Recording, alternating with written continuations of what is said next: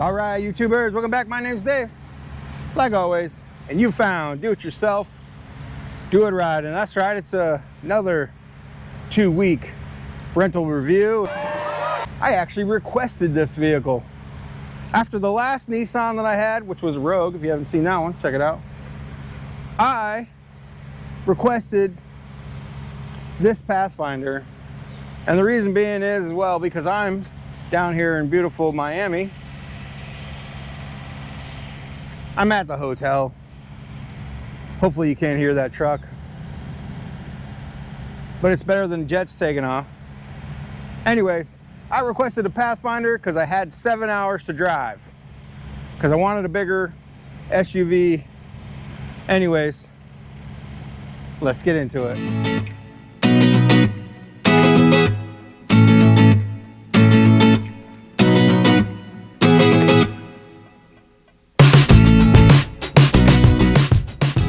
All right, if this is your first review video that you're catching of mine, I like to walk around the vehicle, show you the inside, and then drive it for a couple of weeks. And at the end of the couple of weeks, I give you my opinion of the vehicle. So, like I said, we'll walk around the outside. It's just a, Nissan Pathfinder. Not too crazy on the outside. It's a nice, I don't know, dark gray, metallic. It's from Oklahoma. It's the SL version, 4-wheel drive, Pathfinder. It's pretty much all. It's nicely equipped on the inside. I'll show you that in a minute. It does have a dent. It's a rental. What can I say? It's a rental. You get what you get what they give you. All right, now that you saw the outside, let's start in the back. That's what she said. That's what who said? I never know. This is the 7-passenger version, right? 1, 2, 3, 4, 5, 6, 7. This is a 7-passenger version. I have these rear seats folded down because I travel with my toolbox. As you can see, it's decent back here. Some cup holders, some power outlets for the for the passengers in the back. There's some tie down spots here and there and over here. I didn't even look to see what's under here. Oh, okay, so yeah, it's still brand new. You can see all the new stuff there. This vehicle has, I believe, 17,000 miles on it. Here's your seatbelt for your over the harness, over the shoulder. This vehicle has 17,000 miles on it. It's brand new, 2025. All right, let's show you the cabin. My history with Nissan vehicles has not been great until, like I said, that last Rogue that I had when I was out in Denver kind of impressed me. So I figured, let's try. Oh, look at that! I didn't even know that was there. Let's try the Pathfinder on this longer trip. So here we go. All right, nice interior is nice. I just realized that this has a screen, a baby screen. Look at that. That's kind of cool. I'm gonna put those up so people can't look in the back, see that I keep my computer and whatnot back there. But anyways, this is really nice. This is leather. 2 cup holders back here. A little handguard. This is, plastic. Not a big deal. Again, leather, nice. Man, it just feels nice. Nice little fold down cup holder here for the 2 people that would sit over here. It looks like it'd be kind of cramped for somebody sitting in the middle. So maybe this would just be a 6-passenger. Let's see how the seat works. All right, that folds flat. I did discover that this has a nice power actuator. Folds the seat forward. My GMC was like, you pull a handle, you had to muscle it forward. So this is actually much nicer than that. Got a, oh yeah, we got some garbage. Save that for somebody else. But yeah, let's let's go to the front now that it's gonna storm on me. Before I get going too far and I get too wet, at least I'm under this tree. It's Miami. It literally rains every single day. This has a little button so you can lock or unlock your vehicle. It makes a bunch of noise when the key's inside the car. So same thing here. It's getting all nice and wet. Nice leather. This is hard plastic here, but much of the same leather. Power seats, a nice Pathfinder floor mats, a cute little cubby hole, glove compartment that nobody keeps gloves in, nice leather dash. Even up here is that nice leathery feel. We got the center console, storage, cup holders. Oh, it's got a pen holder right here. Look at that. That's a pen holder for those of you that don't know. Let's jump over there, show you the cockpit while it's raining. God damn it. Alright, I got this thing fired up with the air conditioner going so I don't sweat to death. Miami is like, it's a whole different world down here with the humidity and people and traffic. Anyways, the cockpit, here we go. Just like with the Rogue, it's got this little shifter, go forward, go backwarder thingy here. It's got parking, auto on, auto off, which I always turn it off so it doesn't shut off in traffic.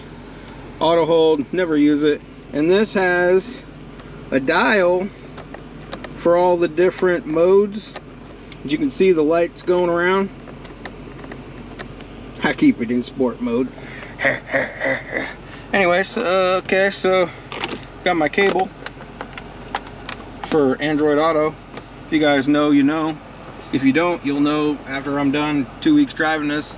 It's one of the things that I cannot stand about these Nissan vehicles. I'm not sure if it's my own phone or if it's a setting in the vehicle that I can't figure out, but I can't get it to connect via wireless. If you guys know how to connect my phone, which is a S24 Plus, to the Nissan, let me know. I've Googled it and I still can't get it to work. So, speaking of that, infotainment. All Nissans use the same basic infotainment center system. You got your touch screen. You can customize it the way you want it. Alright, it also has all the buttons down here for audio. It's got camera. It's got a map. Which is pretty nice, I have to say. That's pretty nice. The camera. This actually has a rear facing camera and it has a top view camera like my Ford F-150, which is super nice. And I believe you can, okay, maybe not. I take that back. You can't change it. Alright, so I'll take that one back. But yeah, push start, obviously. Here's all your controls. Rear, center, rear lock, heated steering wheel, all your heated seats. Obviously all your controls, recirc, which people don't know about recirc and fresh air. I probably should do a little video just on that because you wouldn't believe how many people don't know the difference between recirc and fresh air. So this button is the recirculation. What that does is it recirculates the cool air that's already in your car. So if you're in your car and it's cool and you want to remain cool, you just use the recirc button. The other button is fresh air. So when you're going down, you just get in your vehicle, right? You get in your vehicle, it's hot because it's, you know, Miami. You hit that fresh air button as you're going down the road. It allows fresh air to come in to your vehicle to try and maybe help cool your vehicle faster. Also, people use the recirc button while they're in traffic because they don't want to ingest all of the fumes from all the vehicles that they're sitting in traffic. That's the reason why mine is in recirc. Even though it's hot as heck in this vehicle, I don't want to smell all the traffic. So there's that. We got a mirror. It's got the buttons for your garage here, which is kind of cool. Usually they're up here. But they have them on the mirror right there. 1, 2, and 3. Sunglass holder, obviously, lights, you know, blah blah blah. With a mirror. Mirror. Does this one have a light? Oh, that one does have a light. Look at that. Light comes on, light goes off. Light comes on, light goes off. Alright, we got shit handles. Ah! If the driver is grabbing the whole shit handle and not the steering wheel, you got problems. Just saying. You usually have problems. Oh, look, you can mod it. Look, you can change it. So you just keep hitting the camera. Look, you learn something new every day. Mods it to the side. That's cool. What side is that, I wonder?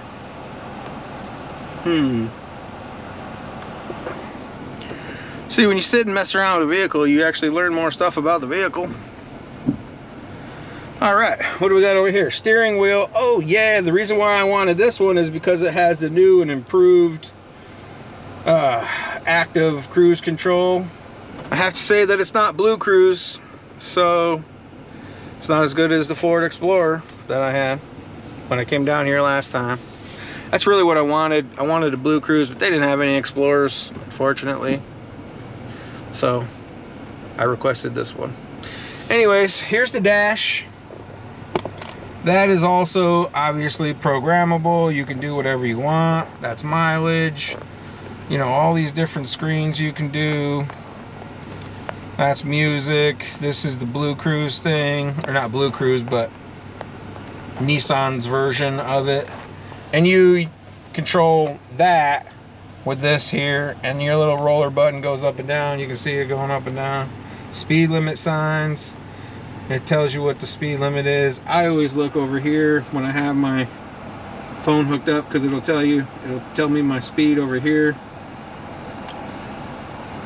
So yeah, and then all of your fast forward buttons, volume, that all pulls up that stuff here.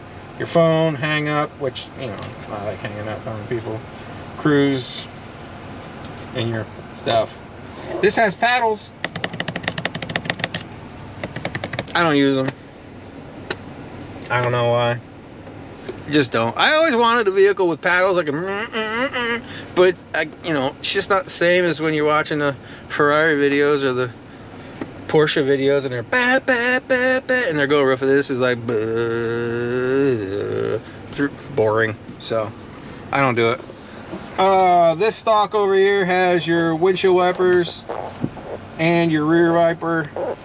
I do, well, let me slow down. I was going to tell you something I like about it, but you got to wait, okay? Over here, more buttons. That's how you open the back. Steering wheel. I don't remember what this does. Steering assist off. Only available when cruise is on. I'm reading what's on the dash up here. I believe that is the lane centering, lane keep assist. That's what that's all about. And here's your lights for your dash. I don't ever mess around with those. Lock, your mirrors. I love that all these, oh crap, I'm doing it again. All the windows are one touch down and one touch up. And lock your windows. This does have the bigger screen compared to the Rogue. The Rogue had a small one. If you're into small ones, you know, it's your preference, I guess. So where have I been driving? Well, 7 hours down, and I got to drive 7 hours back to Savannah. But I have to say that from where the hotel is to where work is, it's only like 8 miles, but it takes me sometimes 45 minutes. This is the third day that I've been here. So the traffic is ridiculous.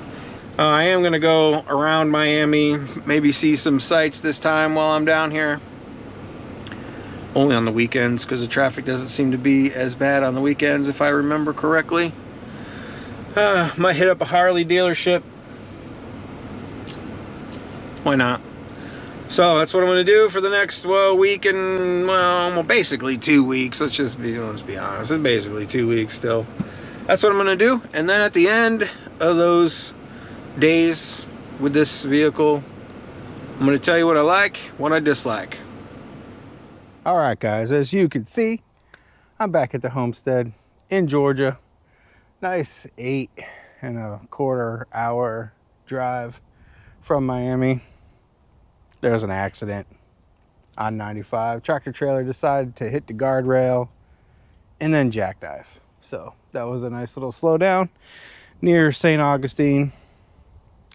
Anyways, all right, what do I think about this 2025 Nissan Pathfinder? Let's talk negatives first. All right, right off the rip, the first negative is this key fob. I don't like it. It's actually, I'd have to say it's probably the perfect size, but the buttons are so small, and like the symbols on the buttons, you really can't hardly tell. Like at night, I'm like, oh man, I don't know what that is. Trying to figure out what button does what. It's just, I don't know. It's just, the buttons are too small. If the buttons were bigger and you could see, like if they painted like what they were so you could see them at night, it'd be a lot better. So that's the first negative. The second negative is well, I got to show you. I think the door actually has to be closed.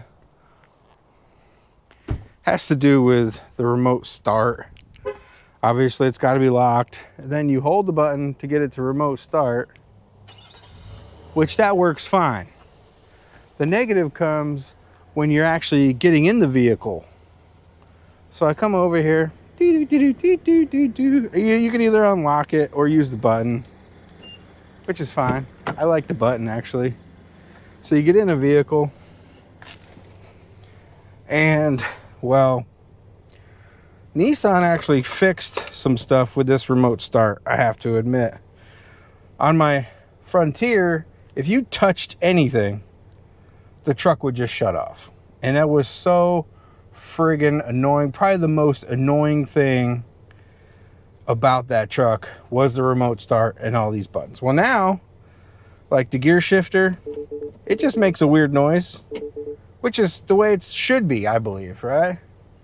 The thing that I don't like is if you accidentally hit the gas pedal without actually touch that. Let's try this again. If you hit the gas pedal without first putting your foot on the brake and hitting the start button, the vehicle shuts off like it did before.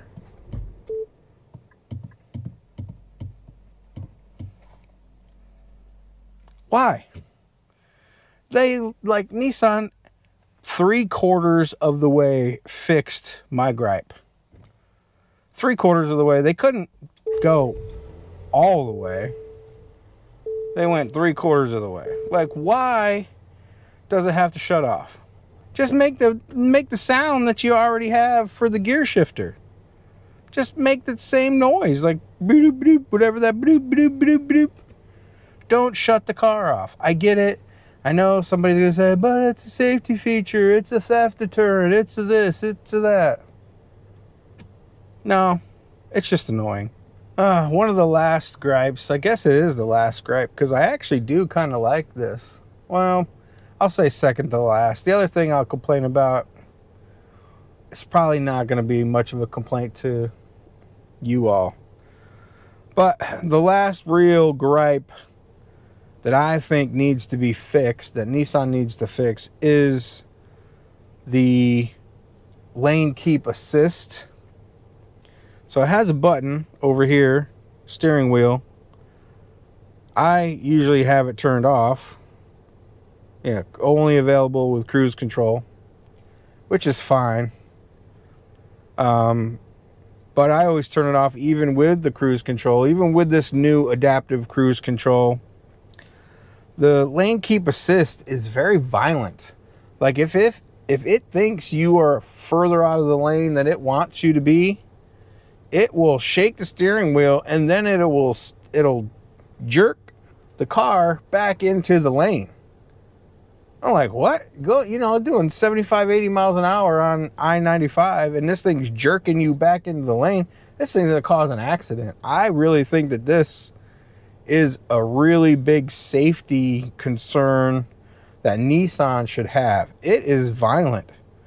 And that's the reason why I turned it off. One of the other complaints that I have is this thing has active cruise control or adaptive cruise control, and it has the where you can set the distance. Even on the closest distance, the car is still like, if you're driving up on a car, this thing will start slowing you down like 6 car lengths away. It starts to slow you down and you're like, what the heck, man? Like, I could fit 10 cars in the spot that it's trying to keep the distance. And then if it's on the all the way out, like the most, I mean, it's like a quarter mile, this thing starts slowing you down when it sees a car further ahead. So I think that needs, I definitely think that needs an adjustment. So, and I guess the last gripe that's probably not going to be much of a gripe for most people is this little selector switchy thing here. I don't think it does anything, to be honest with you. Can't really feel a difference. You know, eco mode. I was driving around in eco mode in the city, and then I put it in sport mode. There was no difference. Like, I think that is just, that's like a placebo thing. Like, they give you that to make you think like your vehicle is sportier, or like it's gonna do better pulling a trailer. I don't know. I think it's bull, to be honest with you. So those are the negatives. One other thing I guess I'm on the fence about is this thing is an SUV, right? And this is one of the reasons why I didn't buy one a while ago when I was shopping around for the GMC. And I guess it's really a gripe or a complaint on most SUVs nowadays, is that it doesn't actually feel like an SUV. It feels like you're driving a giant car. So I guess that's a neutral kind of thing, because some people might like that. I don't particularly like it. If I'm driving an SUV, I want to feel like I'm driving an SUV. But what do you like? Oh, well, you know, I'm glad you asked. Let me open this thing up. I'll show you one thing that I like back here, if it'll open. Good Lord, it's not even opening. All right, let's hit the button. Add that to the things that I don't like. All right, so one of the things that I like is that this thing has the buttons back here where, you know, you can be out of the way when you close it, but also it has a lock button. So if I'm done in the cabin of the car and I want to close the back, I just hit the lock button, and of course it's not going to do it. What the? I don't. Oh boy. Maybe because it's running. Let's try this again with the car not running and the key in my pocket. All right, let's try it this time. All right, so now I want to close it and lock it. There you go. See, now it closes and it locks the car all in one. So now I don't have to fumble around in my pocket to lock the car while I'm walking to the hotel or to work. The next thing that I like is, well, I got to get it running again. I like that this thing on the screen down here, when you have your windshield wipers going, and I had them going every single day of this past 2 weeks because it basically rains every day in Miami. It actually tells you on the dash like where your settings are for your windshield wipers. So let me show you. When you turn the stalk on, it tells you, see, it's on, all the way on. This is intermittent, and then you can change the intermittent. Obviously, if you can see those things going up and down, that's the least. It's gonna wipe the least. That's gonna wipe the most. That is on and like normal working, and then change it again, all the way. That's like super fast. It's got the big line. You kind of get the gist. It also does it for the rear wiper. Shows you intermittent. There's no intermittent settings. It's just intermittent or it's on the whole time. Another thing I like is this little cubby hole also has a charger. And you can just kind of throw your phone down in there and it'll start charging. It doesn't have to be like a Dodge set in one specific place. It's not very finicky. It just, you throw your phone in there, it charges. I also like this little spot right here. You put your key. I had my my earbuds in there. You know, good cup holders, good size cup holders. This whole center console is just kind of a nice layout. Although I feel like the bin needs another kind of layer to it. But other than that, this whole kind of layout is rather nice. I like it. You know, the vents are easy to use. You know, all the way air, all the way off kind of thing. This infotainment, it could be better. They have made the camera better. I will say that. If you can see it, I'm kind of in the wrong kind of area. Yeah, this sun might be all right. It might be okay. You might be able to see. They did put better cameras in it. Kudos to Nissan. They are getting better. I will say that. They are getting better with their vehicles compared to the 2022 Frontier that I had. This thing is a lot better. All right, so there you have it. It's a pretty good people mover. And I call it a people mover because it's not really a sport utility vehicle. In my eye, it's a good vehicle, or it's a good people mover. It rides nice on the interstate. It, you know, it's got enough pep to go to go as fast as you want to go. It's not overly powerful. You could tow with it if you want a small trailer. I wouldn't suggest anything big. I didn't even check to see if there's a tow hitch.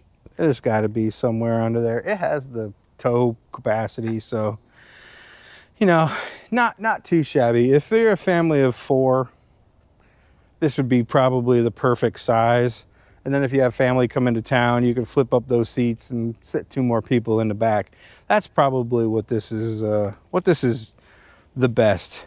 If you have a family of 6 and you got to haul them around and you're going to go on vacation, probably want something bigger if you're going to drive on vacation. But to haul around town, not too shabby.